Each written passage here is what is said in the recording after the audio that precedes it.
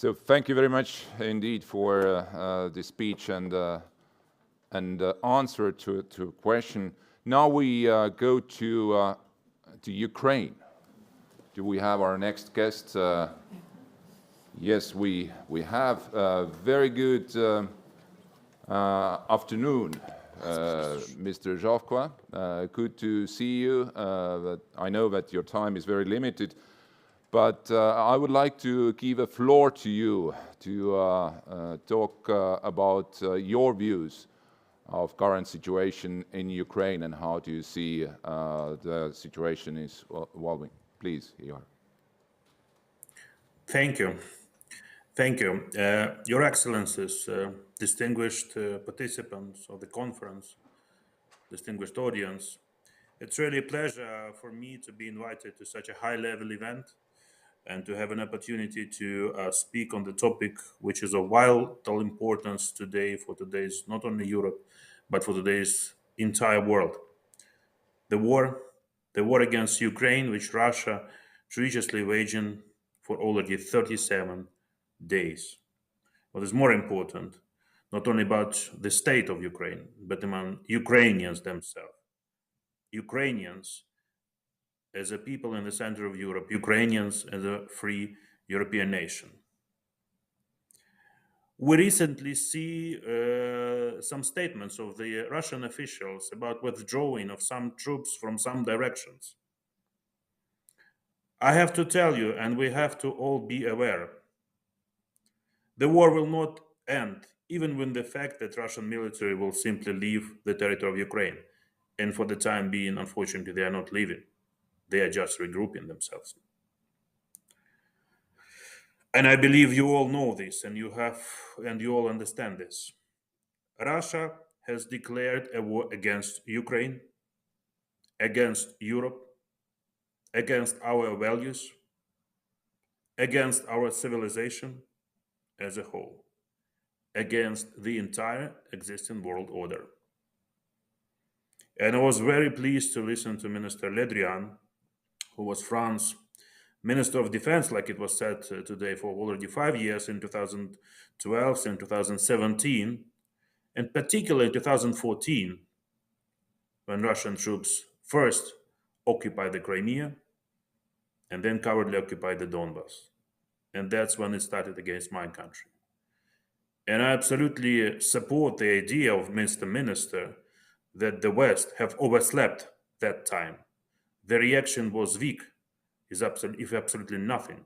In 2014, when Crimea was attacked, the West has awakened slightly after the tragedy with MH17 aircraft on July 17, 2014. And only by the end of 2014, when the invasion against Donbas has openly started, though Russia cowardly was saying that this is not them, this is so-called armies of the so-called rebels, but we all know what was there. So the West misreacted or reacted weakly throughout the whole 2014. And this led to the events which we're now having, to the open war, when Russia does not cowardly saying, this is not us, these are they, these are armed forces of Russia, which are doing atrocities and humanitarian genocide against ordinary Ukrainians now. So we should all understand the reality. The target of Russia today, not even Donetsk or Lugansk, not the south of Ukraine, not even only the capital of Ukraine, not only even the territory of Ukraine. The Kremlin's goal today is to spread the aggression further on and to occupy wherever they are allowed. Until Russia receives a proper and strong rebuff from all of us, they will go further. So we should all forget about failed attempts, to play constructive dialogue with Russia. Sorry, Mr. Minister, but the dialogue with Russia without results is useless, is fruitless. I think we should all, drop the attempts to appease the aggressor.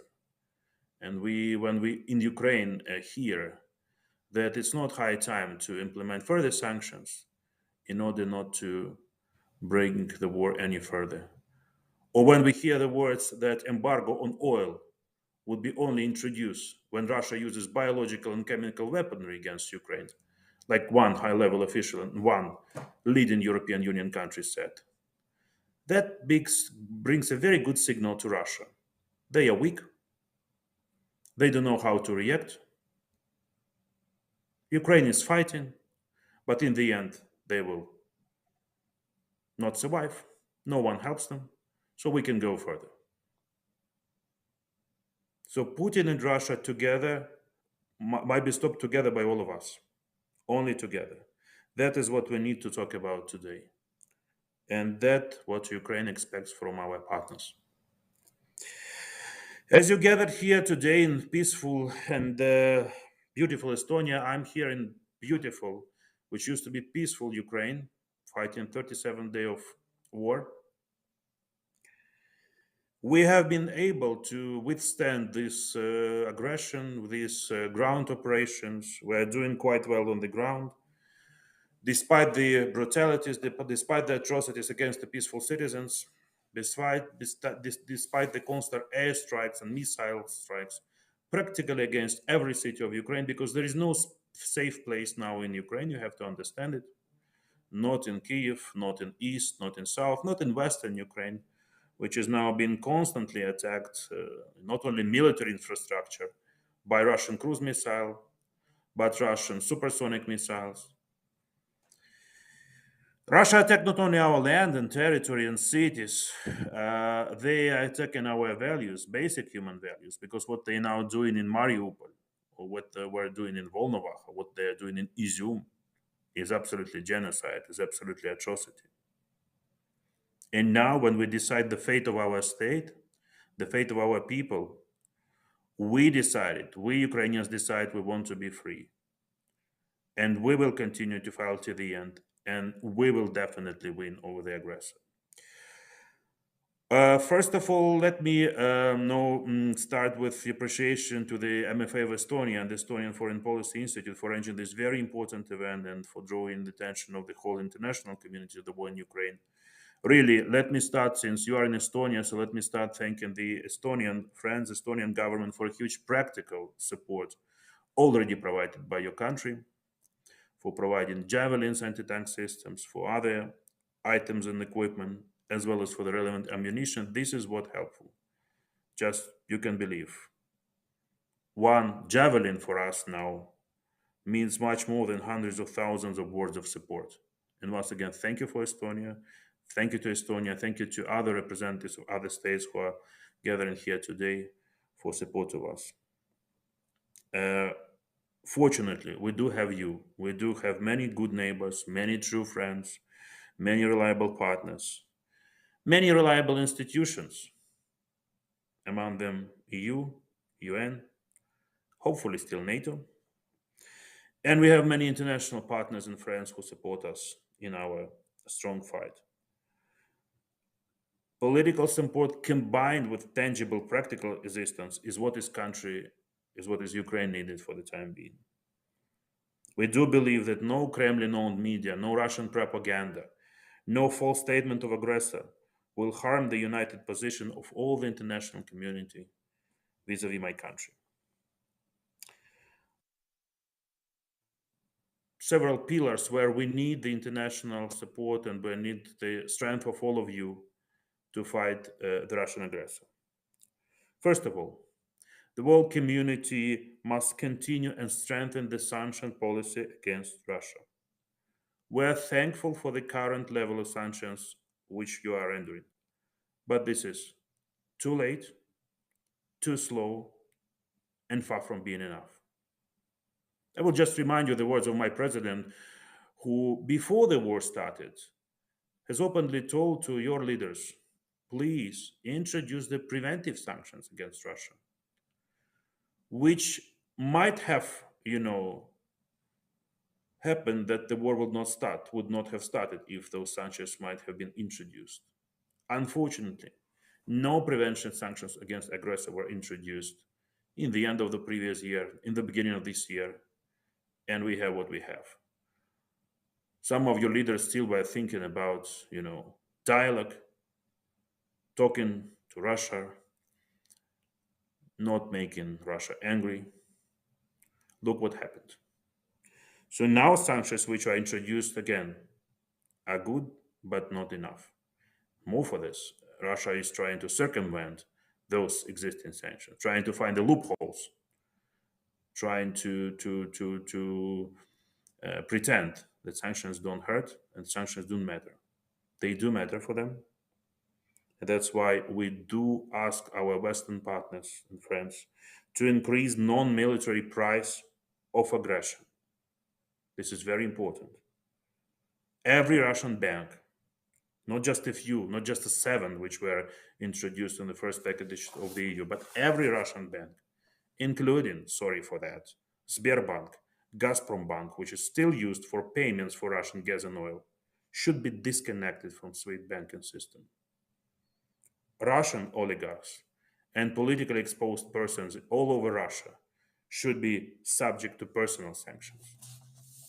Russian citizens should not be granted visas entering the EU and other countries. They should feel the pain which Ukrainians now feel.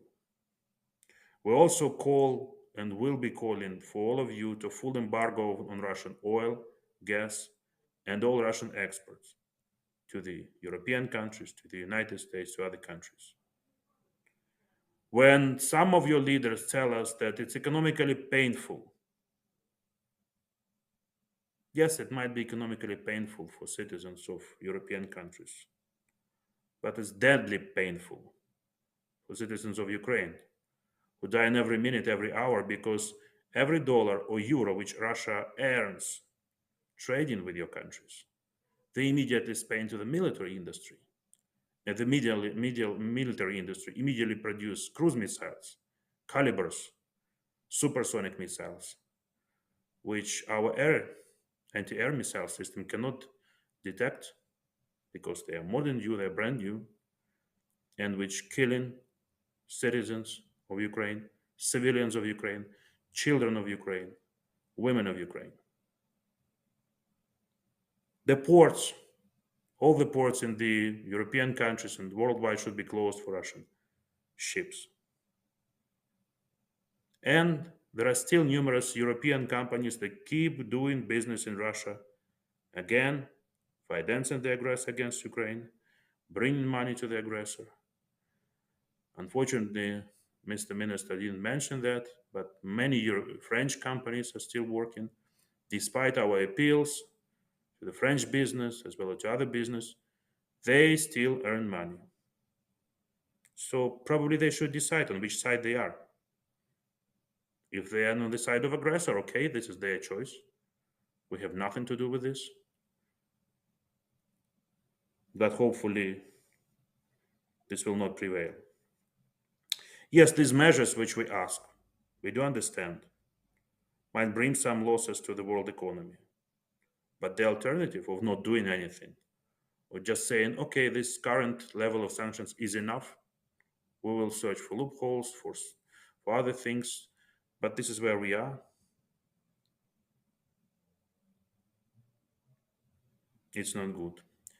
When we hear some words that embargo on oil would be introduced only when Russia uses chemical and biological weapon against Ukraine.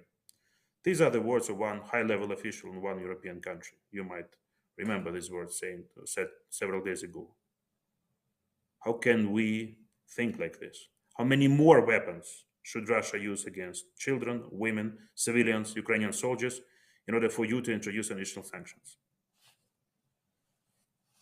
So once again, we call on our Western partners, international partners, to make the war spending unbearable for Russia. Any delay, any single day, month of delay will lead to new shelling, new attacks, new deaths, and new destruction. Secondly, we extremely need new and modern and effective weapons. We are doing more or less fine on the ground. You can see that Russia is withdrawing. In fact, because, for instance, when their military people say we will withdraw from outskirts of Kiev and Chernihiv. Before that, there were successful counter-offensive operations of our Ukrainian armed forces, who threw them away from some cities around Kiev. So now, having failures on the ground, they have to explain somehow to their public that yes, this is complete achievement of our targets and goals. We successfully completed phase 1 of the operation, so-called special operation, and we are now withdrawing our troops back. But we all know with you what Russian narratives mean. They are not withdrawing, they are regrouping, they are taking the new targets. They are taking the target of Mariupol, for instance. They want to ruin it, to wipe it out from the land, completely from the ground. In order to unblock such cities as Mariupol, we need weapon. We need additional weapon. We need weapon to protect such cities as Kharkiv. We need weapon to protect Kyiv. We ask for fighter jets. We ask for tanks. We ask for anti-ship weapon. This is what our partners have. It's not that we ask you to produce something additional. In many countries which are present today at the conference, you have these pieces. We know and you know that you have. We know and you know that you do not use them currently. We do not ask for more. We do not ask for some absolutely brand new equipment and techniques. But we ask for something which will help us to survive. And those steps, like the sanctions, should be made immediately, instantly, because we need to stop Russia now. Again, sorry for saying this, but if we will not stop the aggressor on the Ukrainian soil, and we are ready to do this, the aggressor might come to your countries. Next, my message is about European membership for Ukraine, EU membership. This goal is not only supported by Ukrainians now, because now more than 92% of Ukrainians support immediate joining of Ukraine to the EU. The EU citizens are in favor of this step. We know the results of the recent opinion polls in the European Union members, and if we take France, for instance, 62%, fortunately the minister does not hear this, but 62% of French population support entering of Ukraine into the European Union. In Germany, 69. In Italy, 71. Well, in Poland, at 91. And absolutely understandable why the Poland leadership is absolutely, all the time asking their colleagues in the European members, please be quicker, please be more swift, please do more. Just submitting the application in the middle of war was a step which I don't think many countries would dare, but that's what President of Ukraine did. And we expect this application to be considered without any delays. We are grateful for the EU's leader's decision to ask for the opinion of the European Commission. Now we are on the stage of preparing the opinion by the Commission, but unfortunately for the time being, Ukraine even received the questionnaire. We are ready to pass all the necessary stages and steps. We do not start from scratch. We have the successful fulfillment of association agreement. The joint assessment made by Ukraine and EU in October last year was positive. So Ukraine is not a brand new country without the rule of law or democracy. We have economic reforms. We have political reforms. We have a special security criteria because, yes, this is Ukraine who now defends the European Union. So this criteria, when comparing adherence of Ukraine to the Copenhagen criteria, should also be taken into the consideration. So we expect that the EU leaders would be able to take positive decision on granting to Ukraine a candidate status in May. Why not?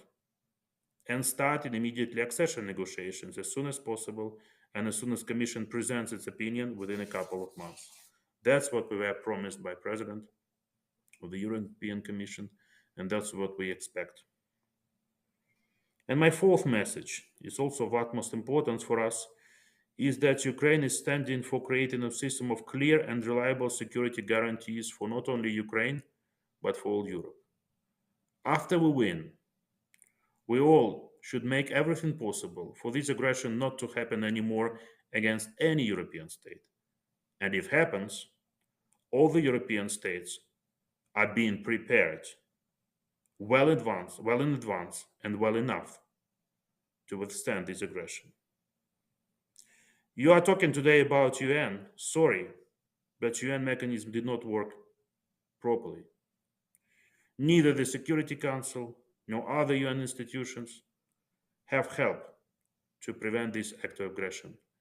Today against Ukraine, previously against Ukraine in 2014, against Georgia in 2008, and sorry for this, will never prevent.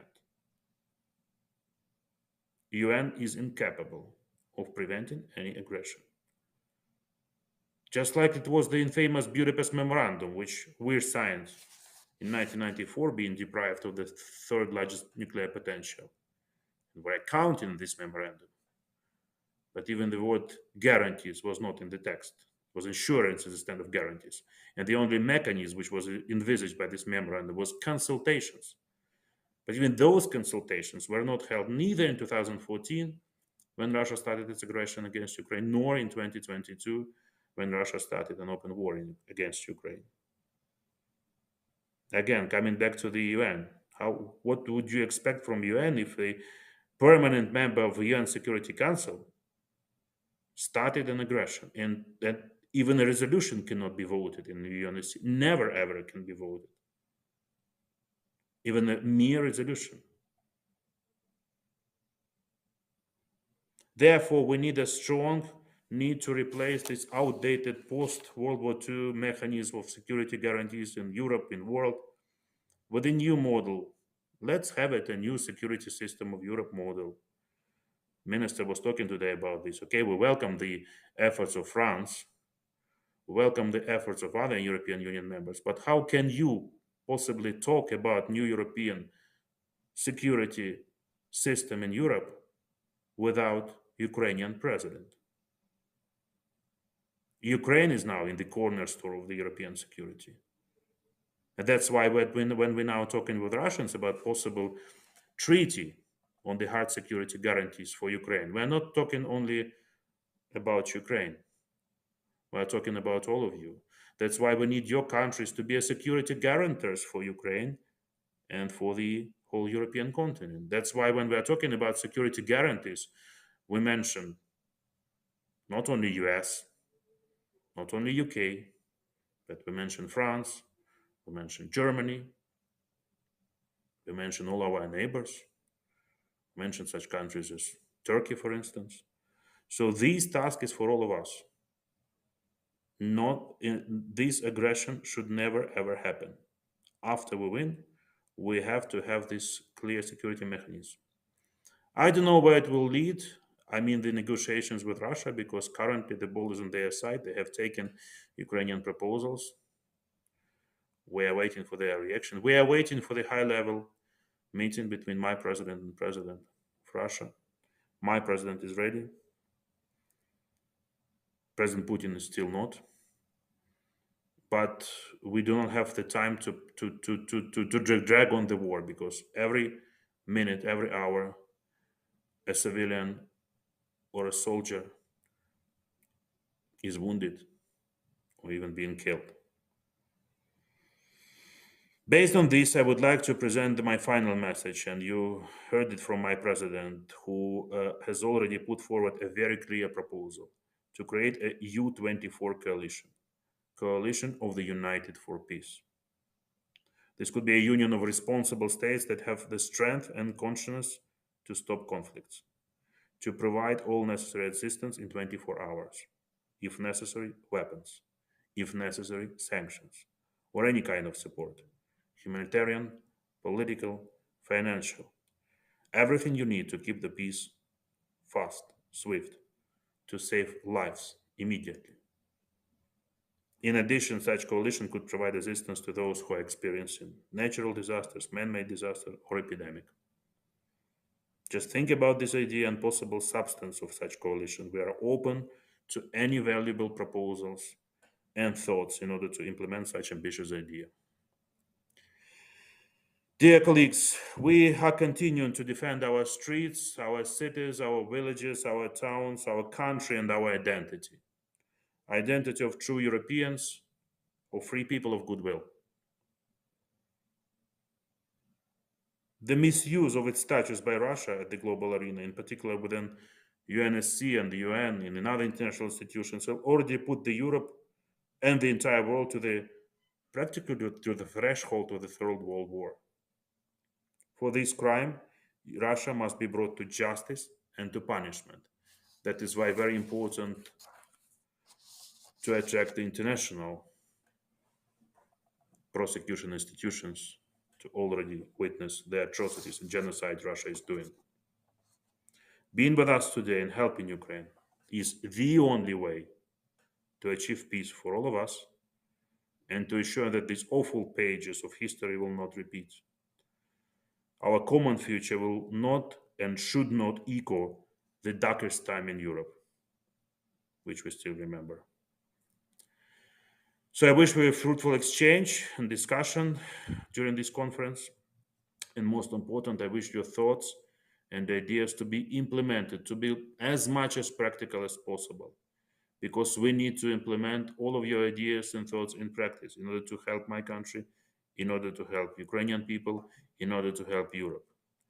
Let us stay united, united for victory, united for peace, united for Ukraine. Thank you for your attention. Slava Ukraini!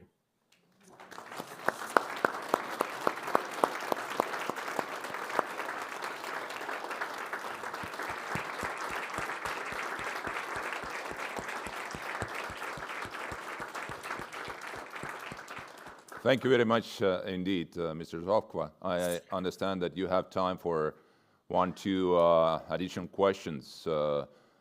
Please, audience, I see Mr. Chair, please.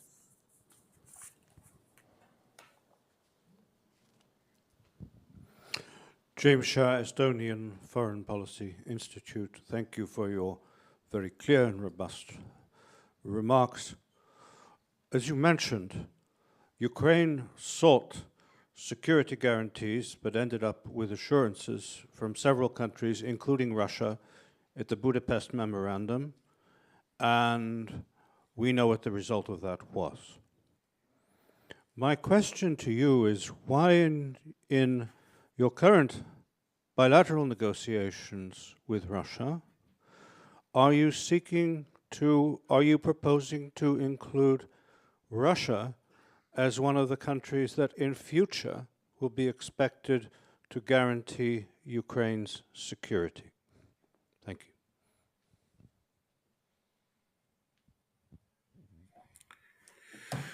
Thank you, James. It's good to see you. Can I answer, or just we have some more questions? Yes, please go ahead. Thank you once again for mentioning this infamous Budapest Memorandum. Probably those who were in power by that time has made a huge mistake, and I think even some of them admit this, that we were, too sincere, too, maybe unknowledgeable or unexperienced for having this assurance instead of guarantees.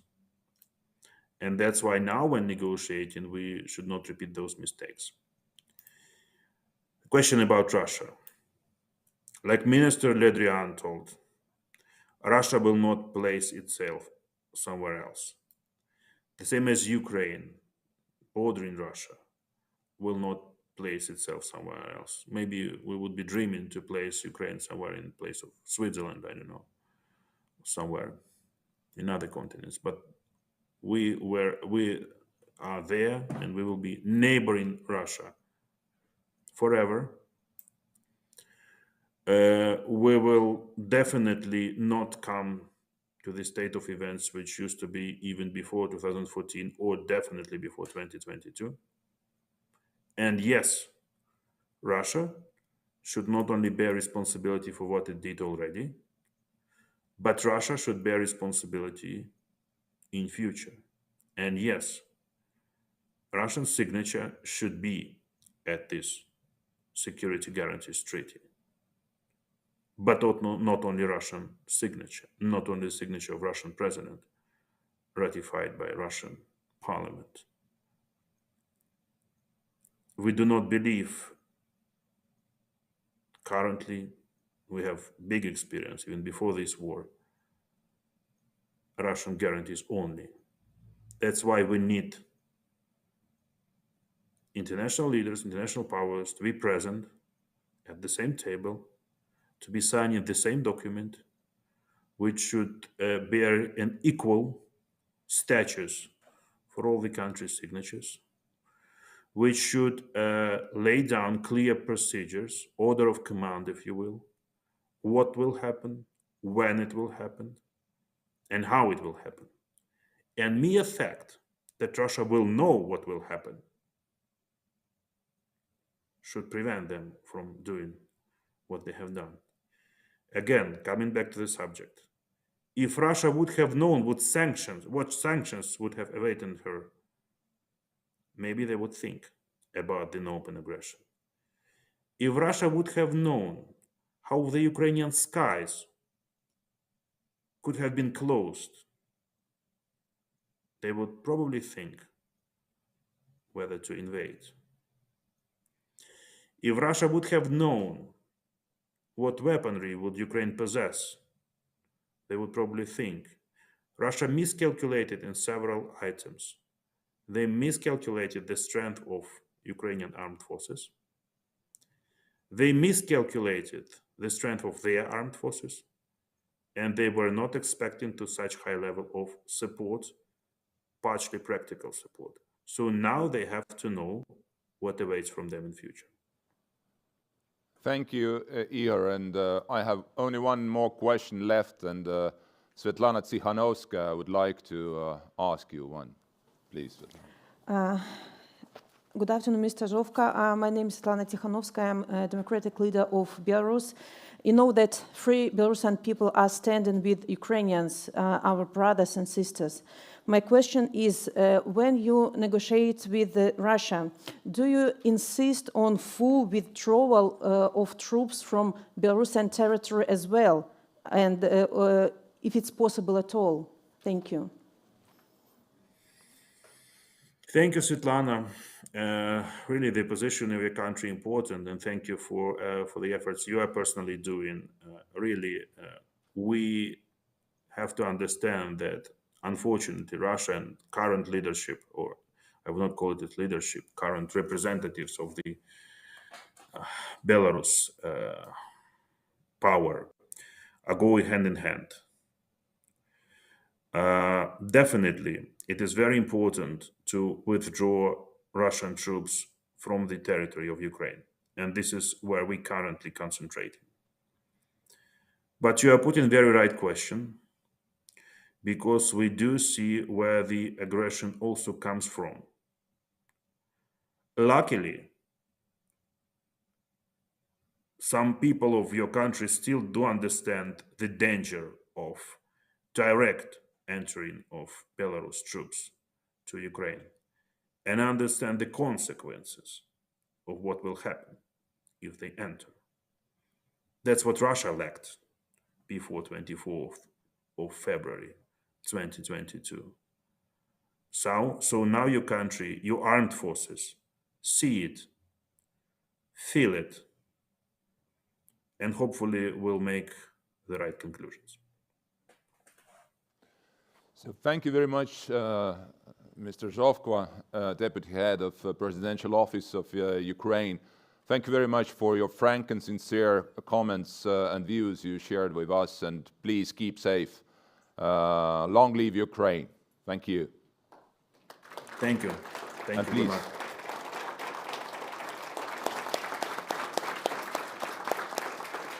And now I ask our panelists